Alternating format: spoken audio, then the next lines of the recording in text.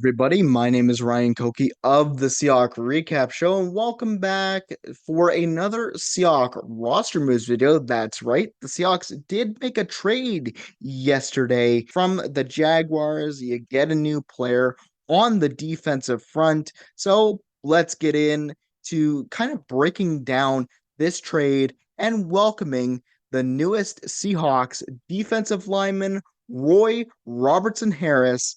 Welcome to the Seattle Seahawks. And let's get to the trade details. The Seahawks receive DT Roy Robertson Harris, and the Jaguars receive a 2026 sixth round pick.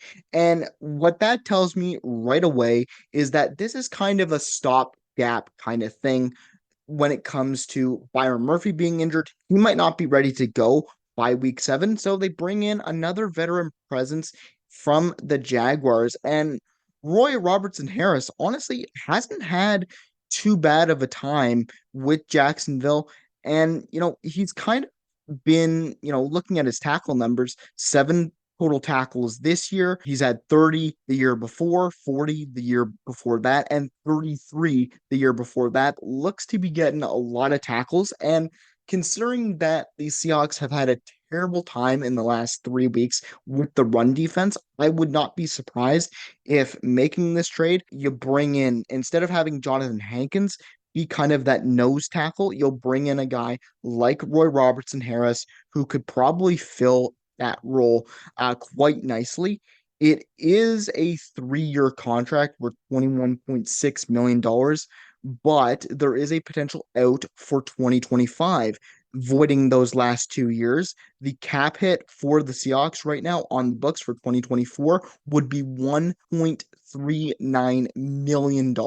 So what I'm thinking is this is just a 1-year deal, basically.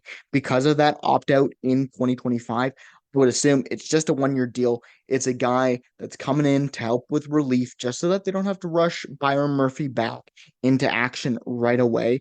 And you know what? I think this is a decent deal.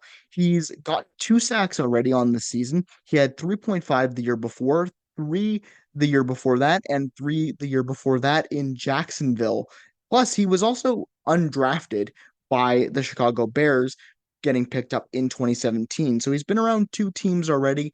And honestly, I could see the Seahawks really using this guy as the nose tackle and giving Jonathan Hankins a little bit of a competition to see what happens on that D line. Not blown away by this trade, but the Seahawks have to do something considering that the last 3 games, especially in the run defense, was kind of just garbage outright. So let's see what Roy Robertson Harris can do on the Seahawks D line. Anyways, that is it for this video. Let me know in the comment section down below. How do you feel about this trade? Are you excited about it?